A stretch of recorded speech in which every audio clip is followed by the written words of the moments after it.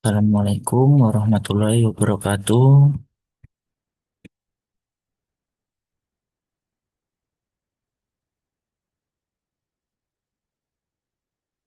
Tes, tes.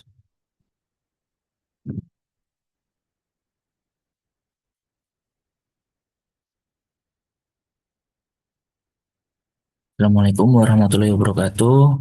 Di sini saya akan memaparkan hasil rangkuman sesi 2 dan 6 yang saya pilih, yaitu lingkungan kerja dan kedisiplinan kerja. Saya Ilham Nur Rahman dengan NIM 25020120278. Yang pertama untuk lingkungan kerja, dari materi ini yang harus dipahami adalah memahami arti pentingnya, yaitu lingkungan kerja mengaruhi kenyamanan, motivasi dan kinerja karyawan. Yang kedua, faktor-faktor produktivitas, faktor pewarnaan, kebersihan, ventilasi, penerangan, kebisingan, keamanan. Yang ketiga, hubungan dengan prestasi kerja, lingkungan kondusif menciptakan semangat dan prestasi kerja meningkat. Kemudian lingkungan fisik dan non-fisik, ventilasi, penerangan, keamanan non-fisik, keramahan, saling menghargai. Definisi dan aspek lingkungan kerja. Kalau untuk definisi, tempat kerja yang baik, aman, menyenangkan, menciptakan karyawan yang betah dan produktif. Untuk aspek fisiknya, pewarnaan ruang, warna lembut, kebersihan dan ventilasi, penerangan memadai, keamanan dan pengendalian kebisingan. Untuk aspek non-fisiknya, keramahan antar karyawan, sikap saling menghargai, hubungan harmonis antar atasan bawahan, dan kesimpulan yang dapat diambil adalah lingkungan kondusif, fisik dan non-fisik mendukung semangat dan prestasi kerja. Faktor-faktor lingkungan kerja. Faktor utama yang mempengaruhi produktivitas dan kenyamanan karyawan, aspek fisiknya, tata ruang, warna, kebersihan, ventilasi, penerangan, keamanan. Aspek non-fisiknya, keramahan, saling menghargai, pembinaan kinerja. Seperti yang terlihat contohnya di bawah. Kemudian untuk pengaruh lingkungan kerja. Oh.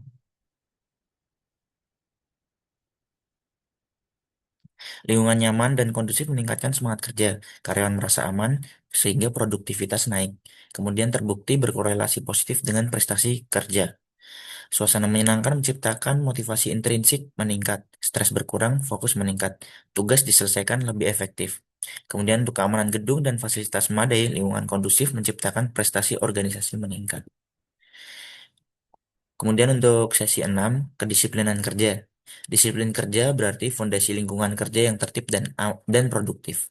Untuk elemen disiplin sendiri, ada indikator ketidakdisiplinan dan upaya penegakan yang adil. Kedisiplinan menciptakan produktivitas, prestasi, dan iklim kerja yang sehat dan profesional.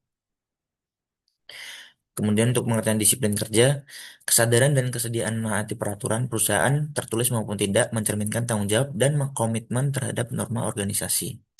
Untuk elemen dan prinsip disiplin kerja, ada kewenangan jabatan, pimpinan punya otoritas yang jelas, kemudian program disiplin sesuai kondisi organisasi, sikap pimpinan yang adil dan tidak tergesa-gesa, kemudian manajemen tegas terhadap pelanggaran.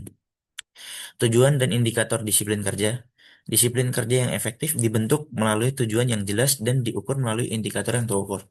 Berikut adalah tujuan utama serta indikator disiplin kerja menurut Rifai dan Hasibuan. Untuk tujuan disiplin kerja, membentuk perilaku karyawan sesuai aturan yang berlaku, mendorong inisiatif dan tanggung jawab pribadi, menciptakan hubungan kerja yang harmonis, menjaga konsistensi penerapan aturan secara adil, meningkatkan produktivitas dan kinerja organisasi.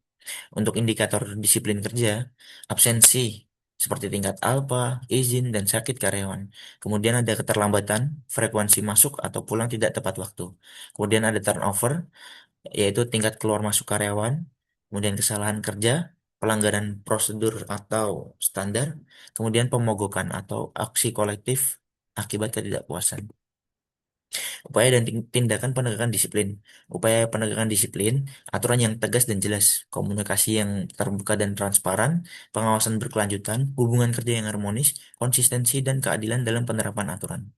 Tindakan positifnya, nasihat yang membangun, pendekatan personal dan empatik, bimbingan untuk perbaikan perilaku, apresiasi atas kepatuhan.